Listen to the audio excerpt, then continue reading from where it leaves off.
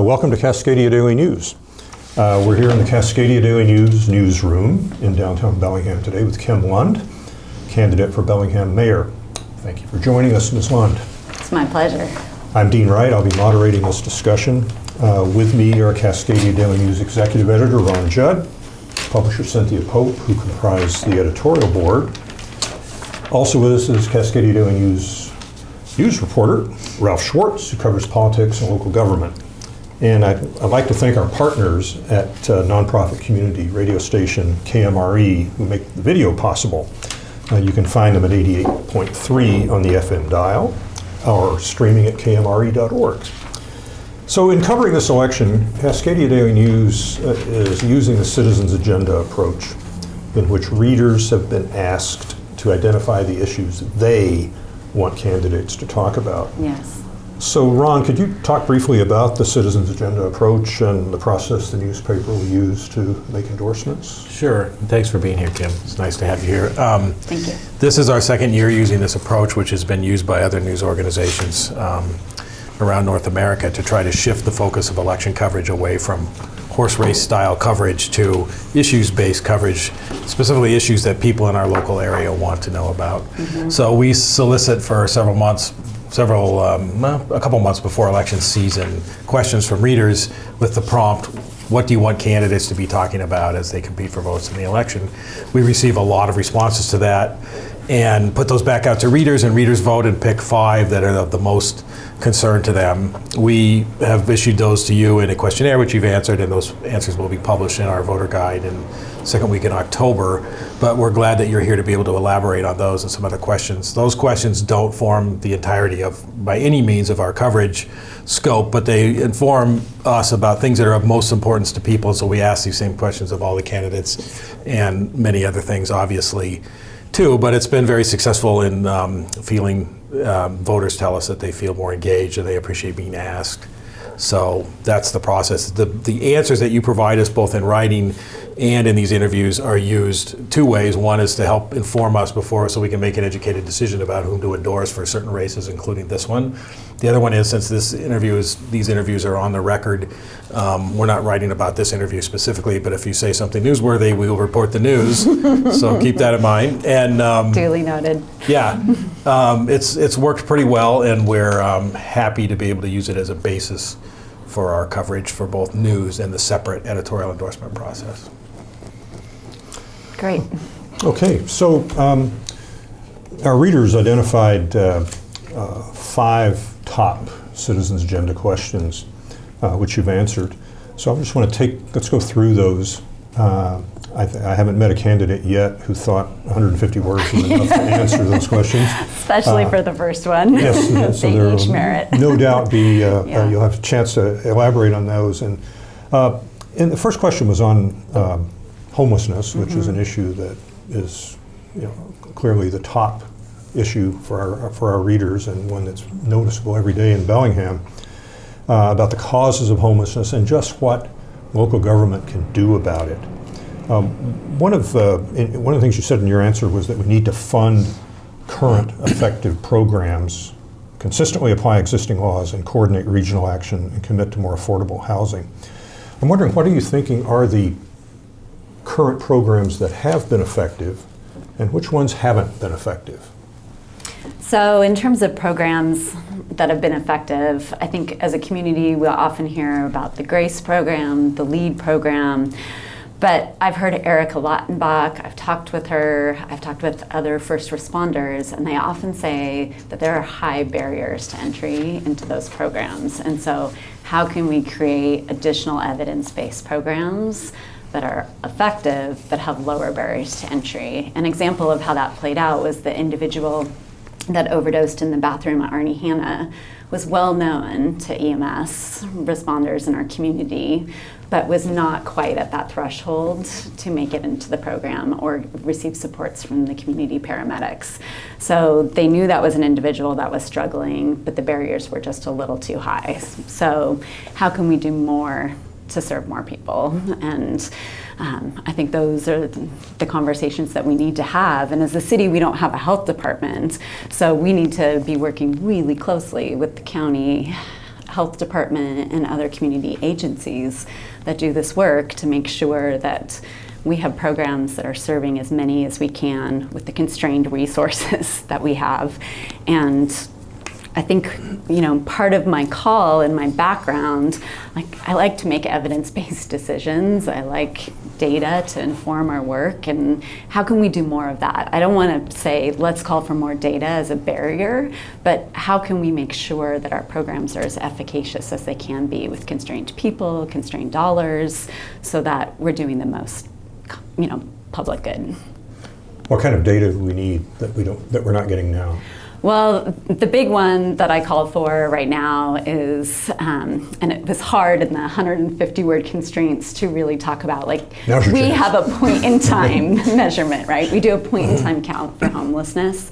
So our community makes an extraordinary effort on a single day to do as comprehensive a count of people who are unhoused in our community as possible. But that just seems like this is such a dynamic, complex problem, and it's growing.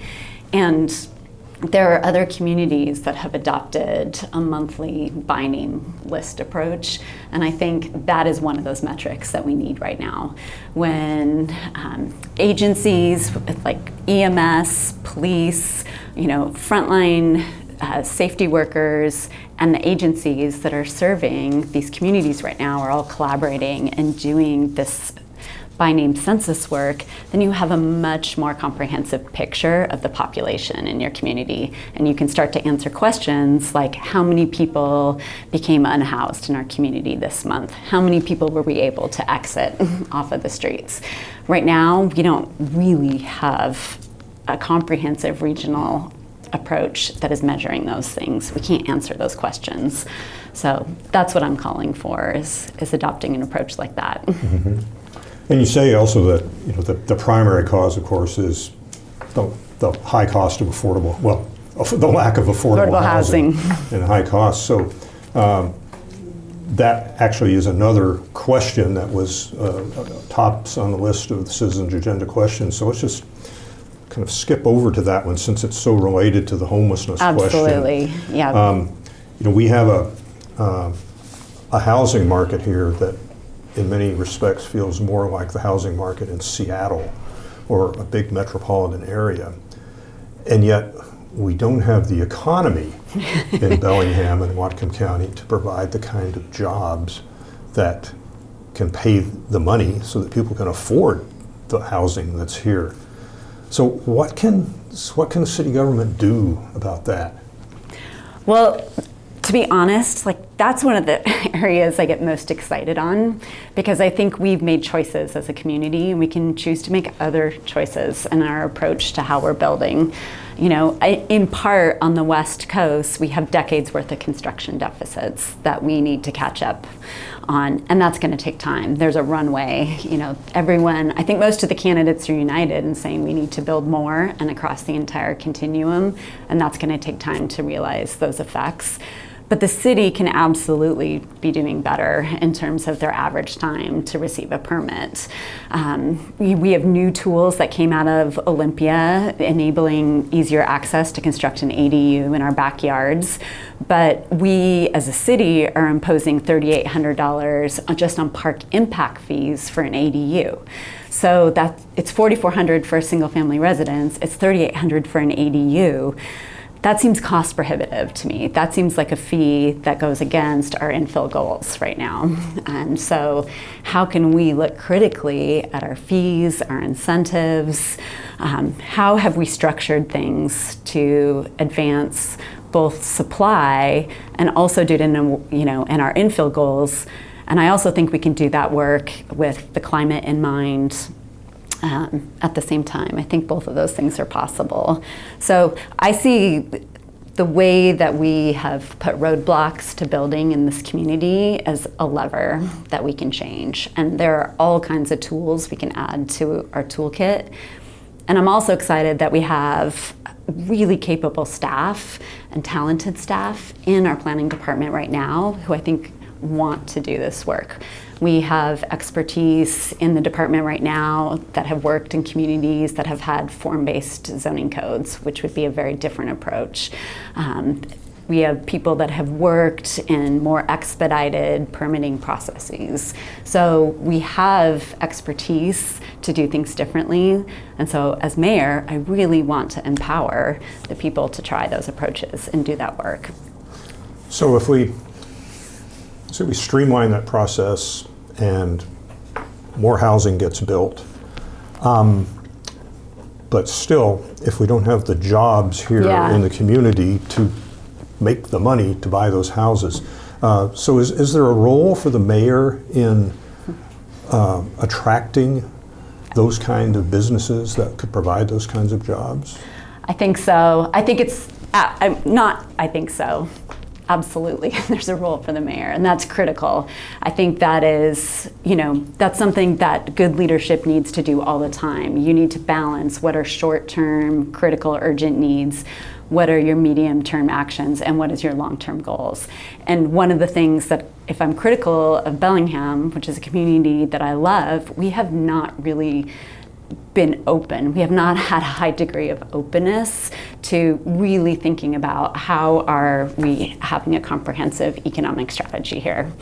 And because that invites fear of what if the downtown waterfront becomes like Union, right?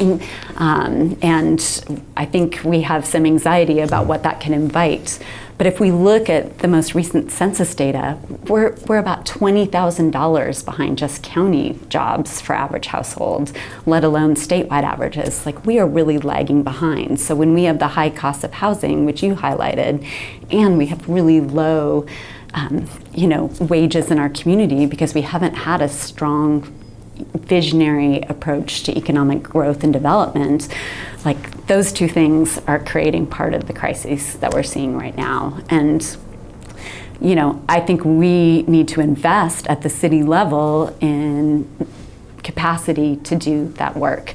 We share a part-time position with the port right now on economic development, but having a 0.5 FTE for a city this large just seems completely inadequate to the scope of the challenge to do that work well.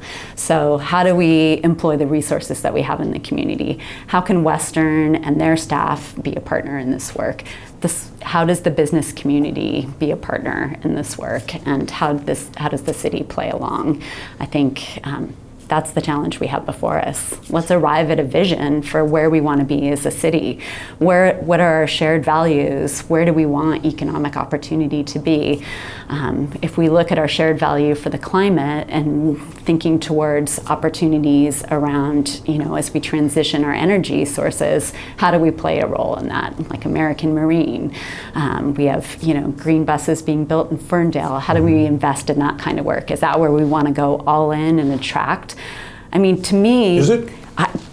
I don't know. I think that's part of the conversations we should have as a community, and also not just have those conversations for forever. Let's just go forth. I think that's one of my ethos, and part of who I am is I have a bias towards action, and I want to take action steps, even if it's imperfect. Let's measure, and let's have a willingness to adapt. Like, that's part of my fundamental approach to things. So, let's go forth. Bellingham's an amazing place to live. We talk about, in part, we've justified some of the lower economic prospects with, but you get to ski at Mount Baker, you can kayak on the bay. Like, there's a cost to this natural beauty that people are willing to, accept to live in this place. But what if we just, do away with that thinking and say, how can we have it all? How can we live in this spectacular place and, enable, I look at my daughter who just got a degree in computer science, her prospects to moving back to this community. That is challenging. How does a young 20-something-year-old realistically think about getting a toehold in and having a home in the community where they grew up, and what are their economic opportunities? I think those are the questions we really need to challenge ourselves to be addressing. Okay. Well, speaking of development, another of the questions that was high on the minds of our readers was the Lake Whatcom and the safety, potability of drinking water there, and what we can do to make sure that it stays that way and doesn't get worse. one of the things you cited was boosting funding to incentivize native vegetation restoration on existing lawns and call for restrictions on new lawns. I guess two questions here. How would that funding work, and what restrictions do you have in mind on new lawns? Like, people have to have a particular kind of grass. What are we talking about here? So we have an existing program. It's called the HIT program. It's the Homeowners Incentive Program. It's had moderate adoption. We haven't been able to nudge a lot of homeowners to take action under it. So how can we better resource it? And how do we communicate that it is an opportunity? And importantly, when the vast majority of homes that are on the lake are outside of the city, we really need programs like that to be aligned with the county. And we can't, we have less than 5% of lakefront homes are in city limits. So while we can call and do this, the vast majority of homes are outside the city. And that's part of what I call for in that response is how do we have a fully committed partnership with the county that aligns programs like that. And so I think that's that regional approach. So many of our problems are complex, and they're going to require complex actions and coordination. And my whole life growing up here, we had this clear distinction and division between city and county. And I think we have transcended in the complexity and scope of our problems, that kind of thinking. And we need elected leaders that are really, in agreement that we have our shared future is, intricately connected in this moment. And so we all need to be working together. So yes, how do we get more people to, how can we create a strong carrot that is going to incentivize people to rethink their lawns if they have a lakefront home? And if we're agreeing to new development, what does it look like? How do we create those barriers to new lawns? Especially when we look at the data on phosphorus loading that comes in from the lawns, it's 10x versus, forested lot. With natural vegetation. So I think it's a privilege to have a home on our drinking water supply. So, how do we highlight that privilege and distinction and create a framework for people to meet their obligations for having a home on our community's drinking water reservoir? When you talk about having carrots, would you also have some sticks? Well, when I talk to people that are much more knowledgeable about this, Laura Weiss is an example. She's been a chair of the Watershed Advisory Board. She absolutely believes let's try and make a better carrot, and then if that's not working, then we might need a stick approach. It might be a yes and. So I think we need to take a look at that because the cost of cleaning our drinking water, what got cut off in my response is we had toxic algae observed for the first time. A toxic algae bloom is very expensive to treat. It is very hard on the infrastructure and equipment that the city has to do that work, and so we really need to be taking urgent action. We are getting, I think, a clarion call that we need to be doing more. The rate at which we're meeting the EPA's total maximum daily load standard, we're nowhere close to meeting, and we adopted a very long time horizon to do that work. And so we really need to have a moment where we come together and say, what does action with measurable outcomes look like right now? It comes back to this idea of more data. More data, yeah. More data and action and adaptation, right? We might not get it right the first time, and that's okay. I think that's part of how can we call for a willingness to just throw things out there and let's measure our response and clearly communicate if that was the right call or not, and let's adjust as needed. One issue that really motivated our readers was Peace Health. Yeah. So much so that two questions are back on Peace Health. So we can kind of look at them together here. You noted, speaking of data, that the Lone Hospital Index gives St. Joseph's an A for patient outcomes and value, but a C for community benefit. And it's that C that we need to be working on. By and large, I think what you're saying is that there needs to be more conversation and collaboration with Peace Health. And truth be told, the power that a mayor has is somewhat limited here. Although there are some levers that can be used here. Absolutely. In terms of tax exemption. What would you do to help Peace Health get an A in community benefit? When I received these questions, I had already done a tour of the hospital to better understand some of the conversations that I've heard as a candidate previously. Those include the new tower at St. Joe's, the location of the helipad on top of that tower. That's been a concern for certain neighborhoods. I wanted to better understand what the ER system looks like, how the city is working well. When we're doing a handoff, if someone's being brought in by first responders here, how is that handoff process to them? What does that look like? And also understanding what does their inpatient behavioral health look like. So I had done that tour previously. When I received these questions, I reached out for a second time saying, I want to understand more. What does community benefit look like to you? Obviously, this is a clear area of concern in the community. So I was able to have a one-on-one with Chuck Prosper, and we were able to talk more about that.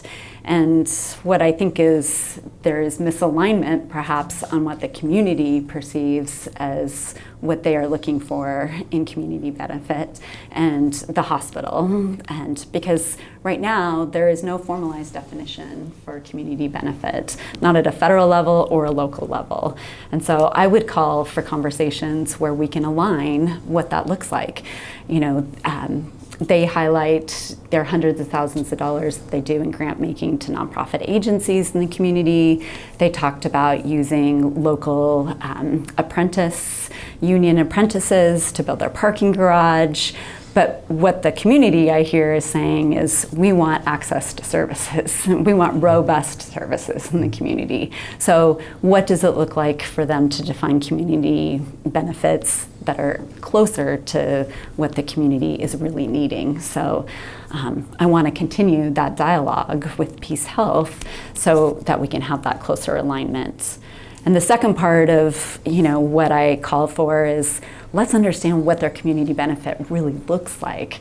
So I don't, we had a high level conversation, but I'm really looking to be more informed on exactly what does their spending look like and their hospital operations. What are their margins right now? What are they investing in the community?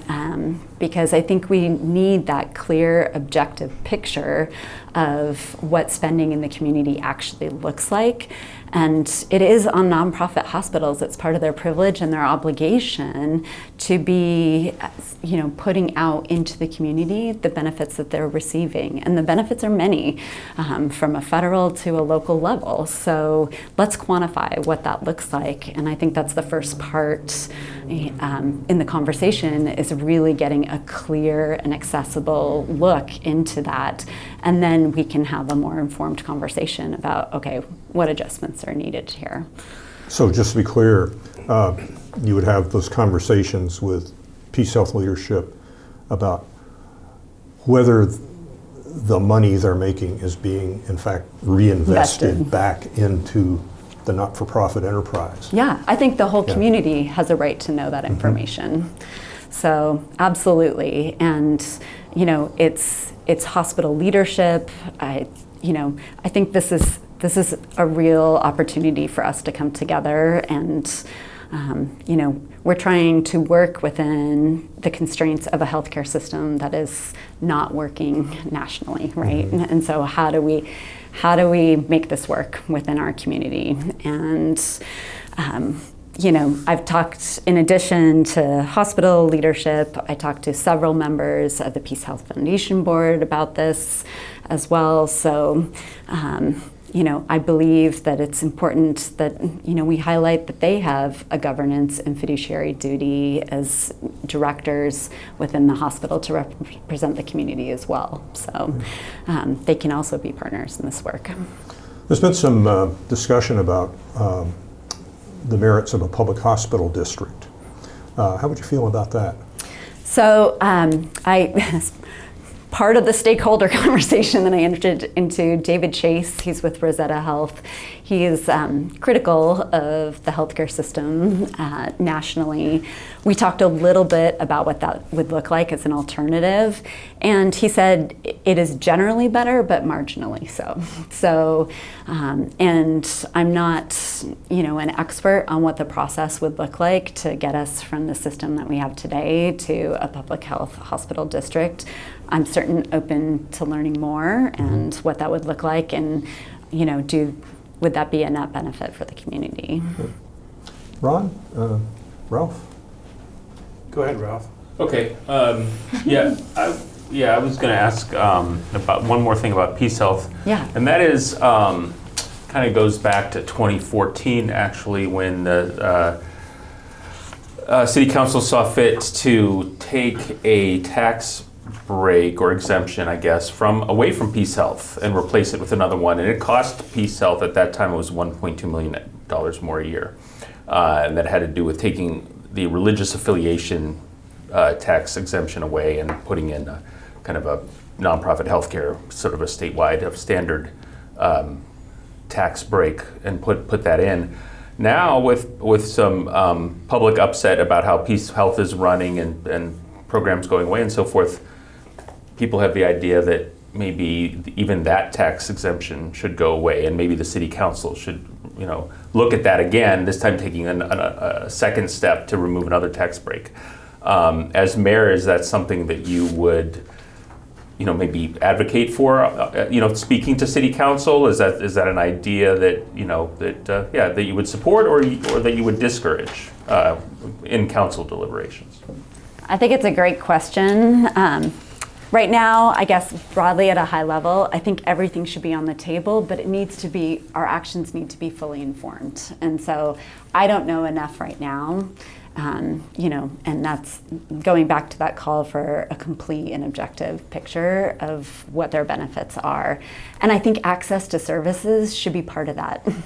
I don't think it should just be what's the cash outflows out to the community. It's also access to services. And one thing that I've heard from a provider in obstetrics here locally is that as a county we have lost 2 OBGYNs in August. We're losing another this month. We are going to lose 5 care providers in obstetrics within the Peace Health Network over the next few months as a community. And so my understanding is that if you are newly pregnant and want OBGYN expert care within the Peace Health Network in Whatcom County, you're being referred out of county right now.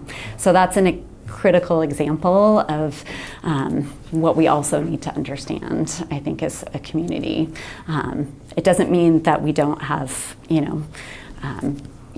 doulas or midwives that people can receive care from. It doesn't mean that there aren't general practitioners in the family care network here locally, but at Peace Health right now, that's the state of affairs, and that concerns me because at the county, the Whatcom Health Assessment, which Peace Health relies on to inform their community needs assessment, a lot of that is related around children and healthy youth. So if we're not starting from day one with the best access to healthcare, that seems at a misalignment with our needs in the community. So long answer to get to, yes, I would absolutely have conversations with council about what action looks like, but let's be more informed in those conversations. And I think it's really important that, I think one of the things that I call for is that we can have that kind of authentic relationship. People in the community used to be able to go to some of the sisters back in the day and have conversations and share these needs, and they would see response.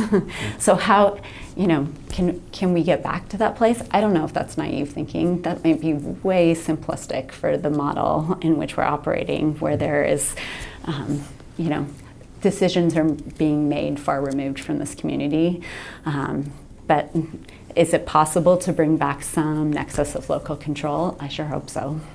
So, yeah. Okay.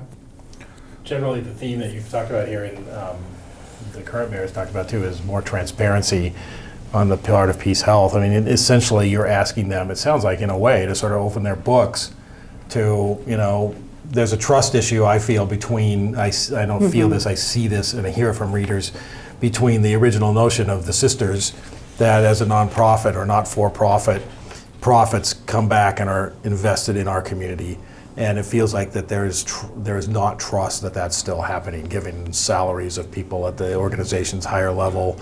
Do you feel like personally that money, that oath that the sisters established in building this whole system is being carried out today, or are you suspicious about that, I guess? Do you trust that? Yeah, I think there's been an erosion of trust, and that's really what I think we need to work on. That was part of my conversation with Chuck in our one-on-one. Like, there's been a fundamental erosion of trust. So, how do we repair that? Because our progress, it sounds cliche, but our progress really does move at the speed of trust. So how do we repair trust in the community? And one thing I would also say, I didn't have a chance to expand on this, but the Loan Institute, the other low mark that they get is in health pay. It's in salary equity. So executive pay versus frontline worker pay, huge gap right now. So that is also quantifiably problematic. And I don't think if we looked at the original mission of the sisters, that's a massive delta. So, that's part of that trust building. So, yeah. Part of that's obviously, the evolution of healthcare in this country has moved in that direction. It's more cost focused, and I've always been surprised to learn how many parts of the operation at Peace Health are subcontracted out to someone else who hires the people who work at the hospital. I don't think the public has a good sense of that. So you've talked a lot about how your administration wants to be engaged in that process. Would you see that as part of your personal job, or is that the job for someone else in the city to be like a health liaison? We don't have a health department in the city, which is a really good point. Do you feel like that there is enough of a public presence there in terms of manpower, person power to do that work? It looks like something that maybe has fallen through the cracks in local government. Yeah. Well, I certainly think inviting the county to be have more vigilance and engagement in this process. The health department. Yeah. The county health department. And then I think a bigger question is, as we're approaching a community of 100,000, is it right for us to maybe, I am not a fan of duplication of services in any way, but as the city level, is it time for us to invest in capacity for conversations and work like this around community and public health? Perhaps it is. So I think we should have a willingness to look at that. So, yes. Okay. I have some questions on other topics. Okay. I have two more questions just to keep everyone on the same page here. One has to do with Lake Whatcom. One has to do with affordable housing. So starting with Lake Whatcom, the way I see it, the city has more or less 3 programs in place that operates to protect water quality. We talked about the homeowner incentive program, and there's also the purchasing of land that's in forest that could be developed into houses. And the city's been, kind of cranking away at that as we speak. And then the other one is retrofitting stormwater facilities so that they capture the flow and filter it, et cetera. So I'm wondering if you have any sense of which of those 3 are we getting, if we talk about bang for the buck, which one of those 3 is the most effective, or is that yet another thing that maybe we need to collect some data on first? Because it seems to me with limited resources, you want to emphasize the program that's doing the most good. But what do you know about that? Well, I think the land acquisition piece is something that we should be really working on, especially if it's undeveloped land. Like, that is golden. So how do we do more? And one thing about, when I read through the Lakes Management Plan, the annual report, or listen to it, we report out every year how much land we've acquired in terms of acreage. But is 32 acres, is that, versus a goal of 5,000 that we need to meet the EPA quality standards?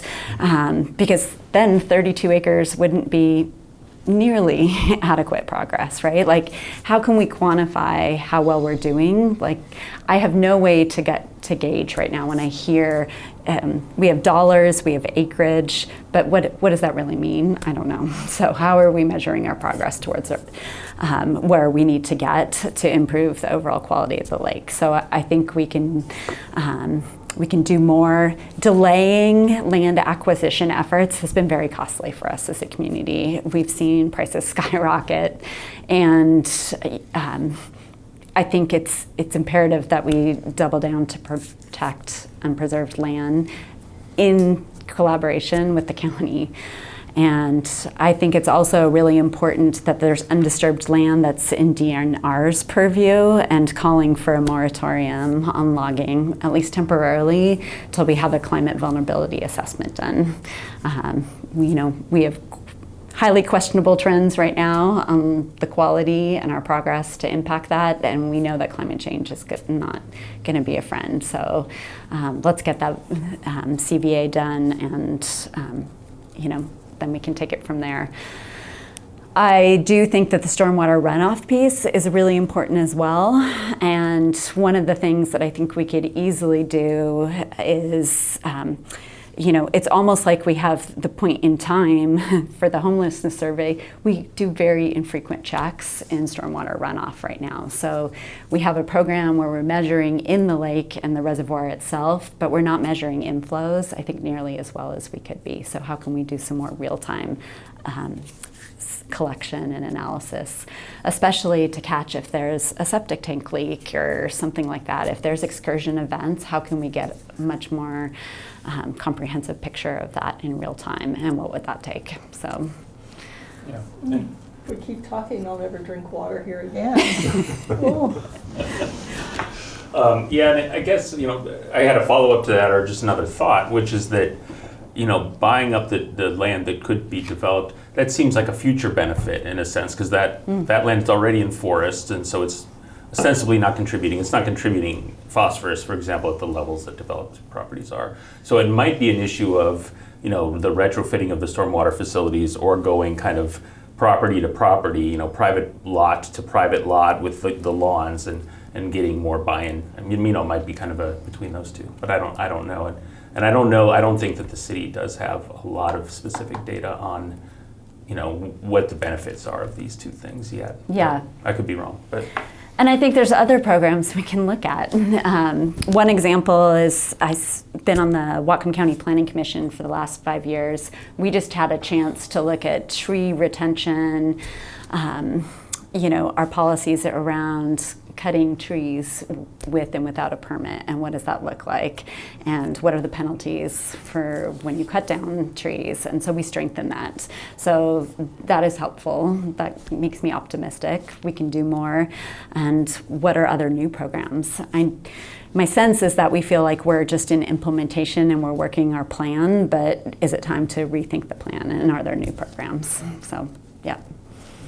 I'm going to just jump in with the last written question I have, just to keep the ball rolling here. And this has to do with affordable housing and a specific program that the planning department has said, at least in conversations with me, at the beginning of 2022 and then the beginning of this year, something that they haven't gotten around to. It's inclusionary zoning. It's a program where every new housing development has to have X% affordable housing, whether it's 10 or 15%. And like I said, the planning department has kind of promised that was going to be on their to-do list for 2 years in a row now, and we're into September, and it's not really on the horizon. It's not in the planning commission at the city level, for example. I don't think the city council is going to see it. So my question is if you were elected mayor, is inclusionary zoning a policy that you think would be helpful and effective in the first place? And if so, would you make it a priority, something that I suspect the current administration has not made it a top priority so far?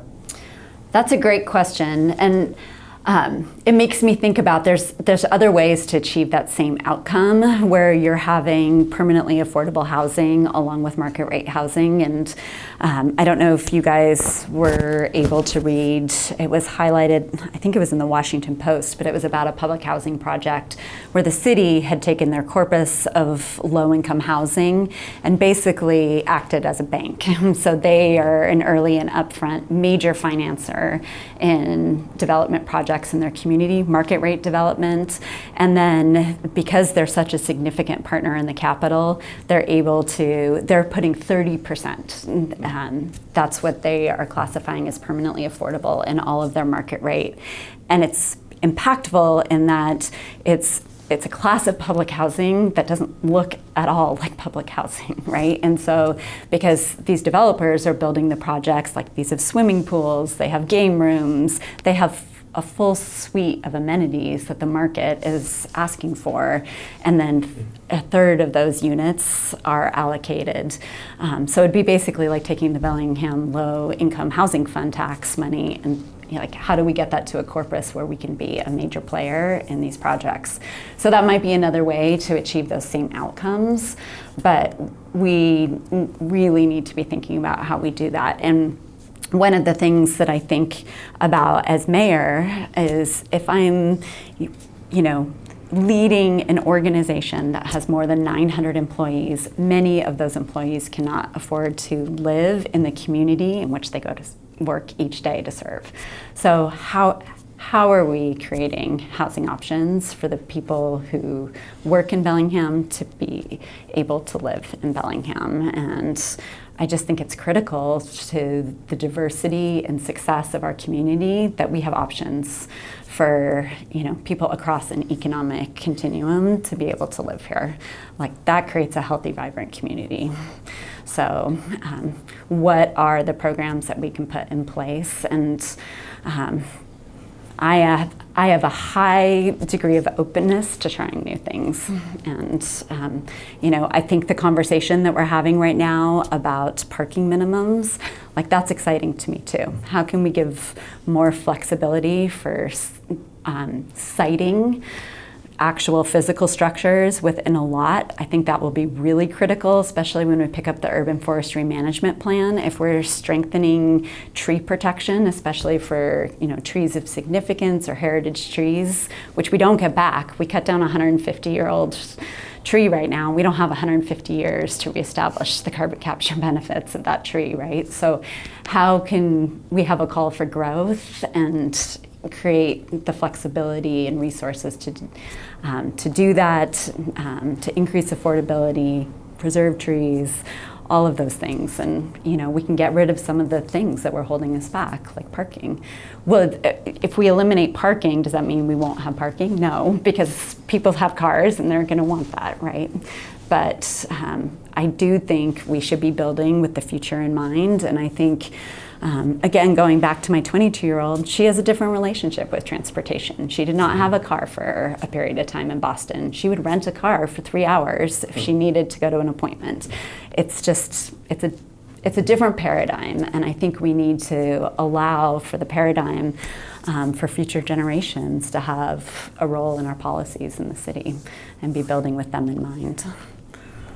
There's a sense I hear from people in the city who are crabby in general, that I don't necessarily agree with, but I sympathize with a little bit, that, and this is a gross generalization, I'll admit, that in Bellingham, the development of the city, and you just mentioned the thing of building for a new generation of thinking about transportation is one of them.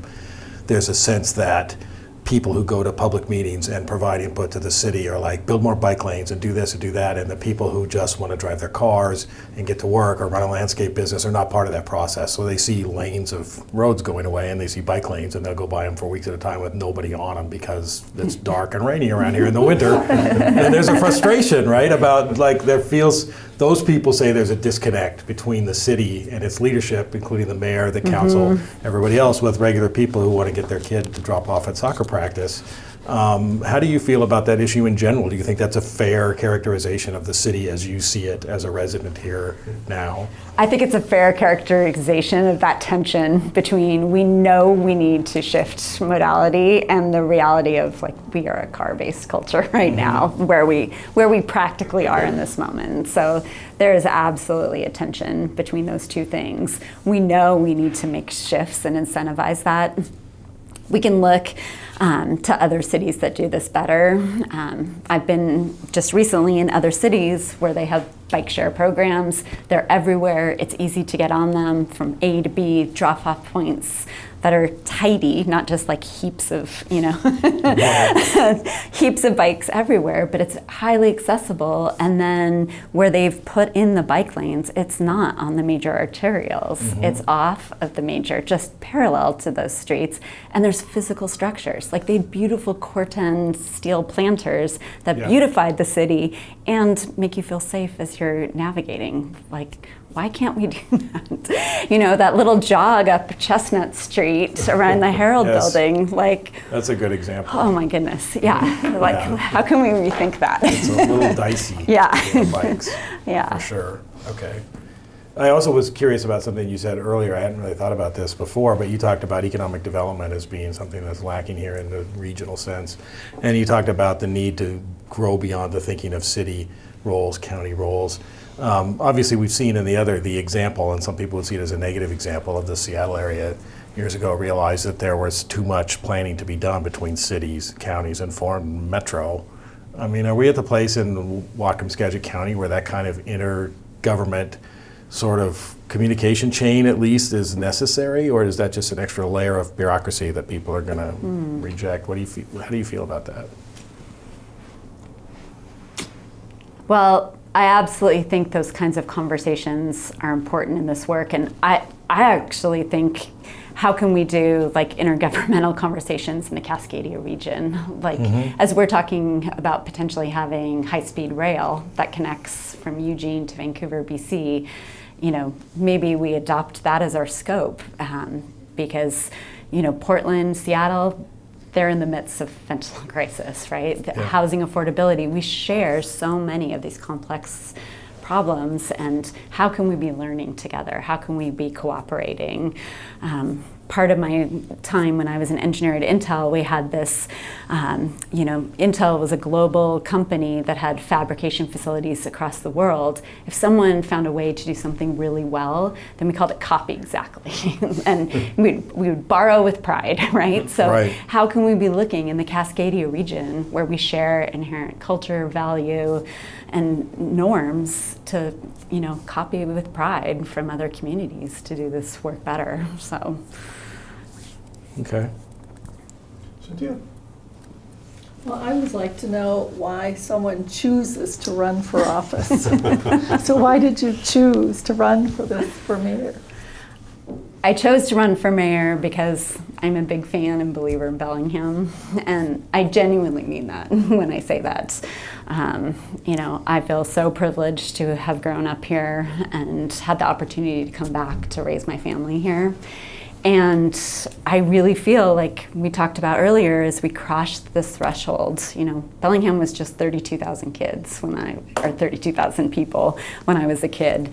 And it feels like we're at a pivotal moment in our community. And I think we need inspired and courageous leadership in this moment, and that's what I want to be for Bellingham. I want to be someone that can create an inspiring vision and at the same time hold that visionary work and that long-term thinking. What are those conversations about economic growth?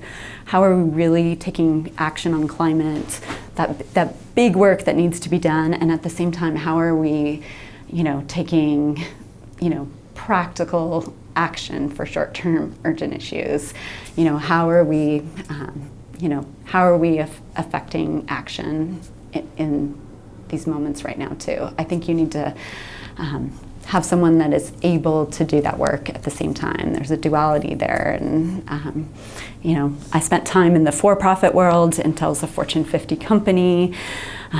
So that is one very intense environment to have some grounding in, and it has helped shape who I am. And at the same time, I've spent the last 11 years in the nonprofit community here, which is much more analogous to how a city works in terms of speed and culture. And so, like, how can I be a leader that marries and blends the both of those worlds to do more for Bellingham right now? So that's why I've said yes. Yeah. So do you have a key project or something that you really want to work on as your main project for your first term? Well, the housing piece, I think, is intersectional to so much of what we've talked about. It is directly connected. In fact, the UCSF study that just came out maybe 6 weeks ago was the most comprehensive data we have on homelessness on the West Coast. And it's a 10-year look at the houseless population in California, and it pretty much is. It comes to housing, and that's something we can affect change in at a city level. So it connects to housing affordability, soaring rents that we're seeing for renters, and it's holding us back economically because, in conversations I've had with directors at the port and others, when businesses do come to town presently, even if 100 jobs or 400, they're like, I can't afford to house my workforce here. Mm-hmm. So housing is absolutely part of it. And personally, and I talked with Ralph about this, part of my why is also doing more on climate right now. When I stepped down from the Schools Foundation, our K-12 district has the Bellingham Promise as their guiding strategic plan, and it's a great document. It's really, those are absolutely the outcomes that we should be driving for in terms of what we want our young people to be, and this collective vision for engagement and making a commitment to young people in our community. But at a different level, I think what is sitting beneath that is all of that work is predicated on a stable natural world, and I'm not so sure that's a given right now. And so in this moment, I want to make sure that we are doing what we can to make a resilient and healthy community in light of an uncertain climate future. So that's part of my why too, and what work that I want to do. So anytime a candidate is running against an incumbent, the question voters ask is, why make a change? Yeah. So I guess my question is, what has the current administration done that you would have done differently? Well, that is the question for a lot of voters. Because in effect, I'm saying, this election is an opportunity to think critically about if we have the person in the office right now that has the skills to make the change that we need in the community. And obviously I'm in this race because I think I'm that candidate. And what it's been months now, really in earnest since December, having conversations out in the community. And the stories that I'm hearing, at summer barbecues, at meet and greets on the campaign trail, they're not the best stories about the community. And so, I want to be someone that in 4 years, we're telling different stories to one another. And I think that when we look at Seth and we look at myself, I guess in terms of chemistry, my background's in chemical engineering, we have some of the base, the fundamental base ingredients we share as candidates. But at the same time, what I think this community is really hungry for is catalytic change. And this campaign is about being the catalyst to enact the change that we need as a community. So, how do we, I want to bring my skills, my background, and the work that I've done to be a courageous leader for the community, to make decisive action, to set a clear and inspiring vision for work. There's so many great employees at the city. I want to make it a great place for them to go to work. I want to help them feel more purpose in the work that they do, in connection to the community that they serve. I've led high-performing teams before, so those are all the things that you have to think about. I've been a small business owner. I was a part owner in the Heliotrope Hotel. When you think about customer guest experience, how can we invite that same kind of critical thinking about citizen experience as they're navigating the city's departments? So that's all part of the work that I'm really excited that I may have the opportunity to do as mayor. Okay. Finally, talked a lot of big, deep issues here today, but I'm just wondering, we all have influences. Do you have heroes, heroines, people who have really set a great example for you and helped make you who you are today? Absolutely. In part, I was called to do work for the Schools Foundation because I'm the first person in my family to ever go on to continuing education. So growing up here, I had a very kind of blue-collar Bellingham background. My grandfather retired from Georgia Pacific. My dad is a retired Teamster. He drove a brown truck for UPS for many years. My uncle was a displaced worker, and it was educators that invested in me and propelled me to think beyond what were my known set of experiences and options for what I could do. So I would say I have a handful of educators that have profoundly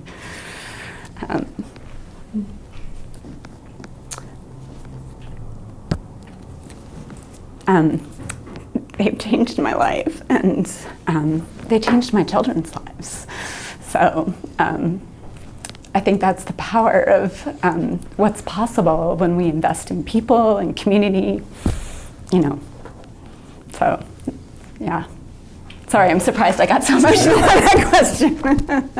But so I want to give back deeply to this place that I love, and when we make those kinds of investments, transformational change is possible. I know it because I'm proof of it.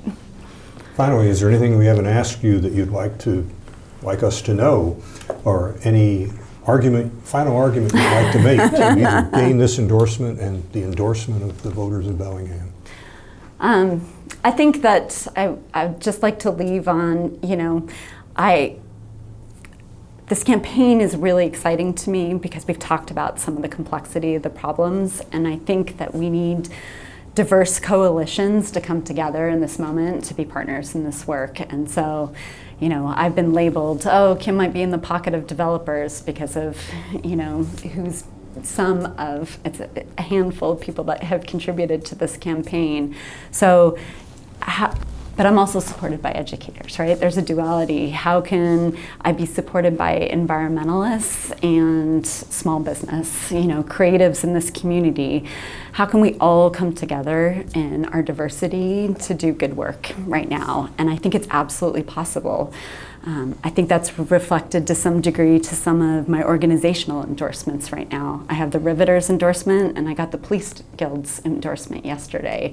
I have the Sierra Club's endorsement and the Realtors. And so, we're gonna need, these are all hands on moment, like all hands on deck, moments. And I think we're all gonna have to really come together and to make a better Bellingham. And I really want to lead in that work and inspire that work so Bellingham wins. Because to me, that's really what this campaign is about. Regardless of the outcome, I want Bellingham to win. And I think that the conversations that we're having right now, Bellingham is benefiting, so.